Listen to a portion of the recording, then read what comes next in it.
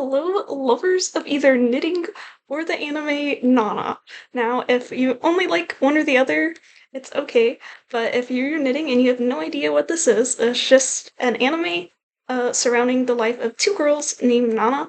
One is nicknamed Hachi, here she is right now, and my outfit is very much inspired by her art student era. So we have a floral bandana. This is actually a crochet pattern by Shinda DIY here on YouTube. But then I'm actually missing this one. I've made a few of these micro crochet daisy chain earrings, and I think this totally would fit Nana's aesthetic. Tutorial for these will probably be my very next video, so if you want to see those, go ahead and subscribe. But the other Nana looks more like this, and we will be, you could call it casual cosplay or just outfit inspired by her. And I'm using this one because I already have this yellow plaid skirt, and I have a yarn color that matches pretty closely this yarn here. So we will be learning a new skill. We'll be learning how to knit plaid, or fake plaid, or tartan, whatever you want to call it. There's a lot of different methods.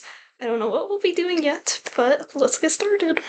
Bigger parts, I want them to be yellow, and I want the horizontal stripes to be all black, and I kind of wanted the vertical stripes to be that, like, checkered grid plaid, so a mix of yellow and black. So I'm gonna do something crazy and also incorporate crochet, and I will be doing some purling. I'll show this later, and then I'll go back and I'll be slip stitching slimmer black stripes up this way.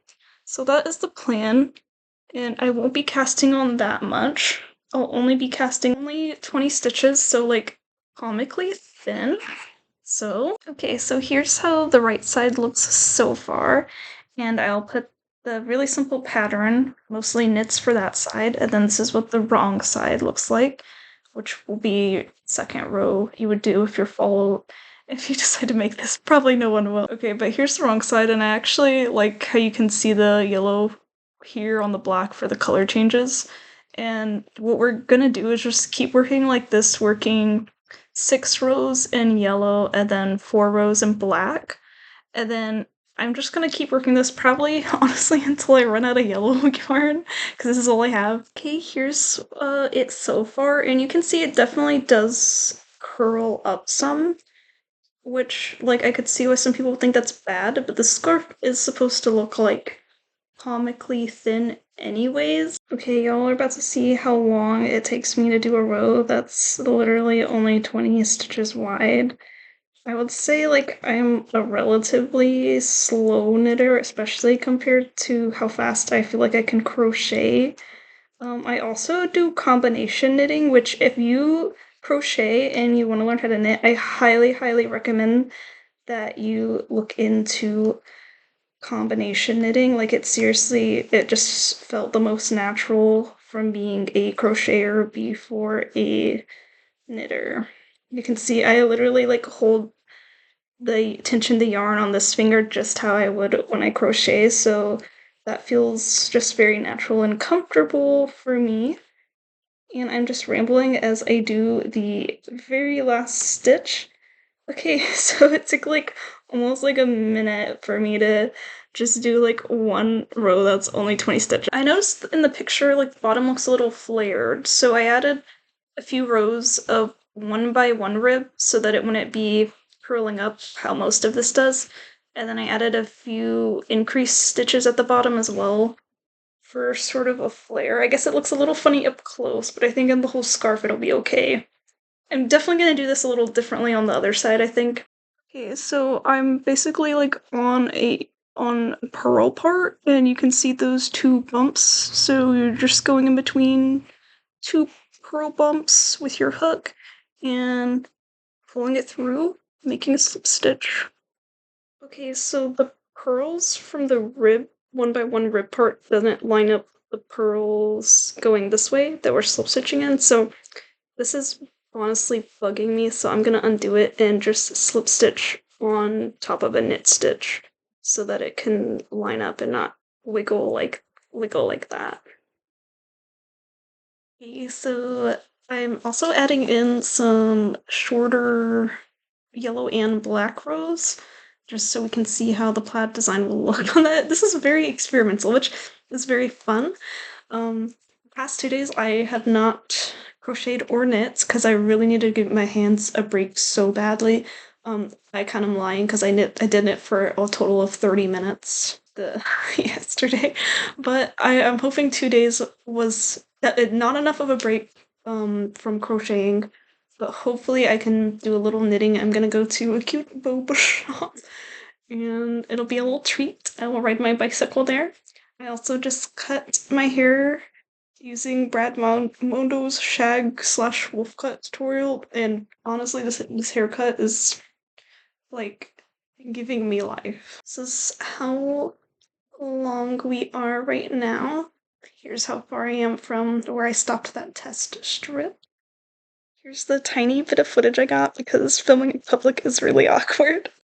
But this place got a crane wall, a cloud ceiling, and a pride flag.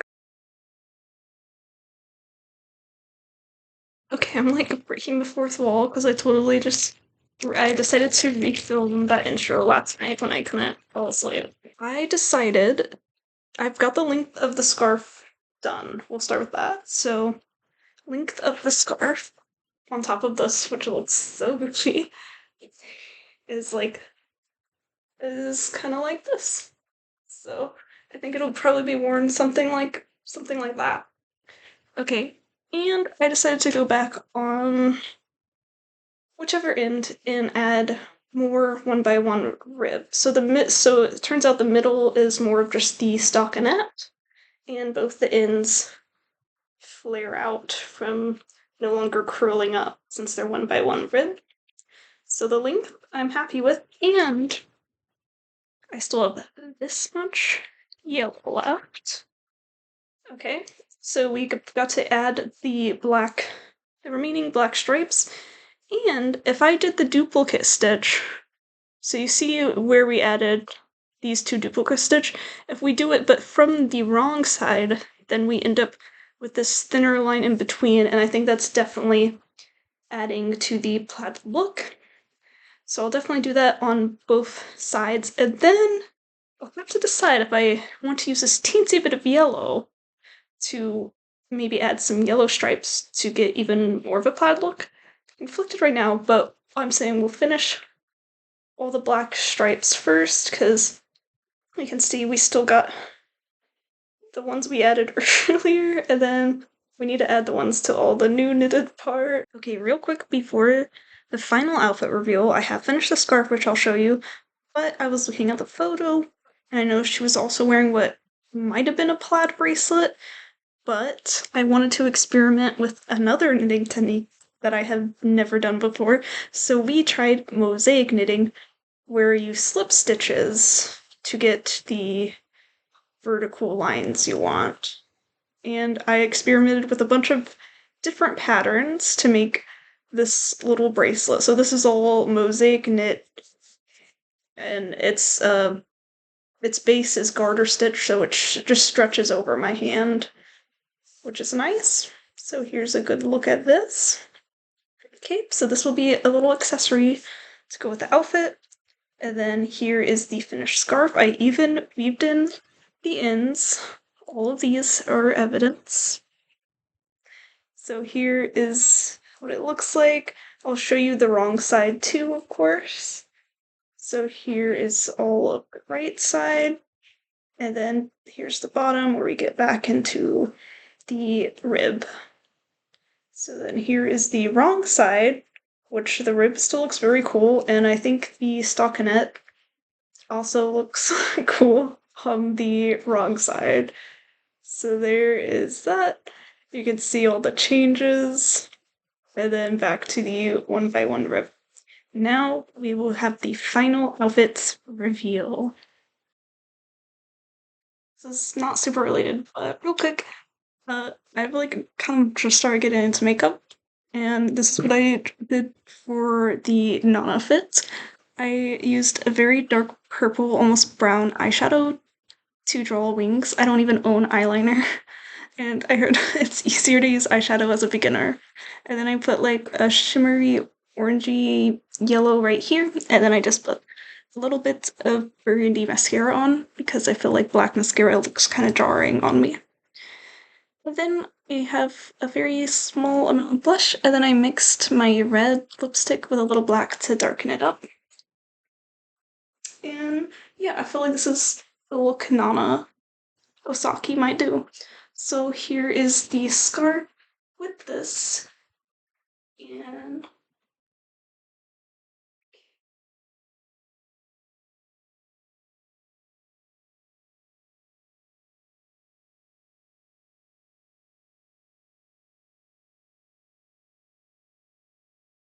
I also would love to knit myself a black cardigan eventually.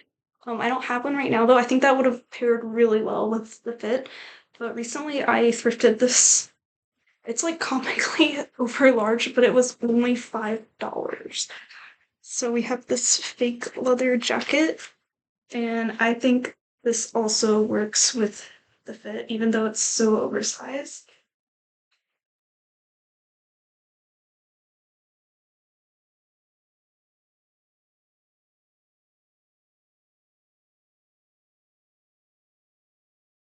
And then I like literally own four pairs of shoes, and I think the pair that would, of course, work best with this would just be my super basic black dots. I don't wear shoes inside the house though, but you can picture it. I feel super cute, and this was a really fun way to try two different knitting techniques, expand your skills by doing some fun project inspired by a 2D character. Let me know down in the comments what you think and if you've ever started similar projects for similar reasons, or if you're planning to. Thank you so much for watching. Bye!